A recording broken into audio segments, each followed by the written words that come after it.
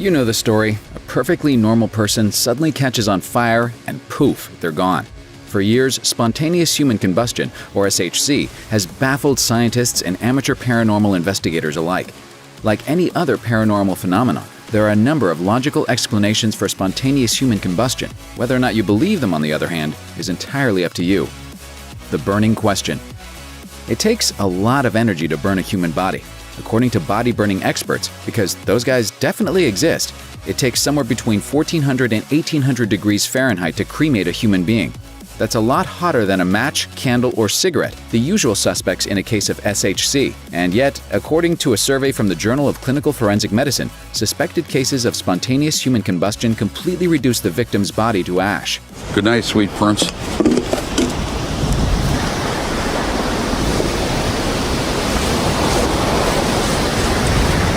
Even stranger, the victim's surroundings in these cases usually don't burn, even if they consist of flammable materials, which seems counterintuitive given how intense the necessary fires must be. Human candles. There's actually a widely accepted theory that explains away almost everything about spontaneous combustion. It's a phenomenon called the wick effect, which says that the human body can act sort of like a candle under the right conditions. According to the theory, if a person's clothing catches on fire by, say, a stray cinder from a nearby fireplace or a dropped cigarette, the heat can split the skin and melt the victim's body fat. The fat becomes a source of fuel that keeps the fire going, like an oil lamp. If you've ever had a grease fire in your kitchen, it's basically like that, except with a person.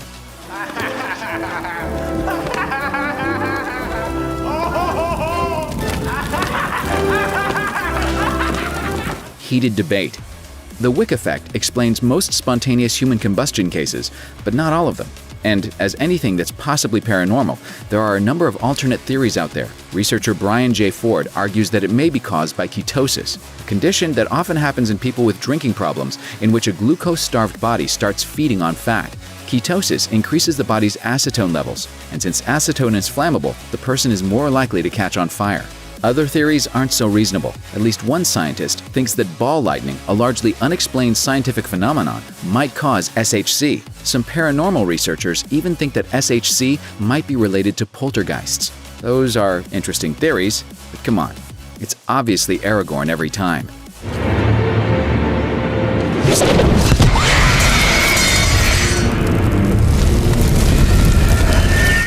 Rise to flame.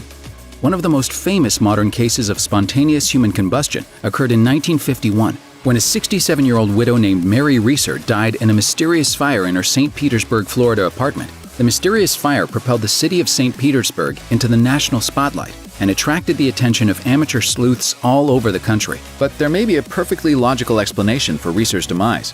In 2009, reporter Jerry Blizin, who covered the Reeser story in 1951, revisited the famous case, now armed with some additional details provided by the FBI. The FBI concluded that the fire had been started by Reeser's cigarette.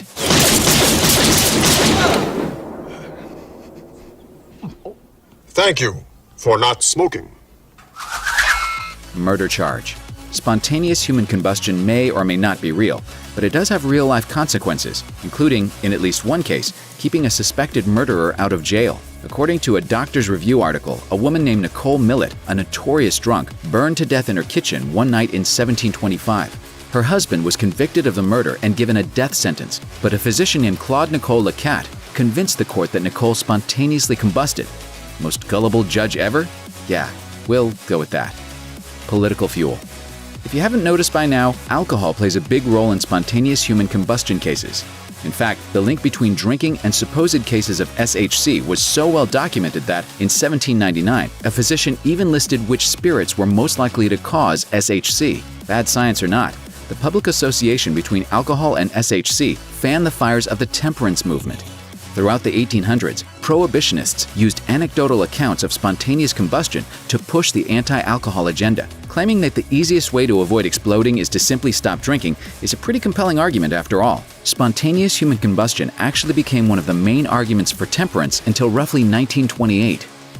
A modern problem. Don't be fooled. While the history of spontaneous human combustion is filled with pseudoscience, it still crops up in the modern age. A BBC article reports that in 2010, a 76-year-old man named Michael Faraday died at his home in Ireland. According to reports, he was burned to a crisp.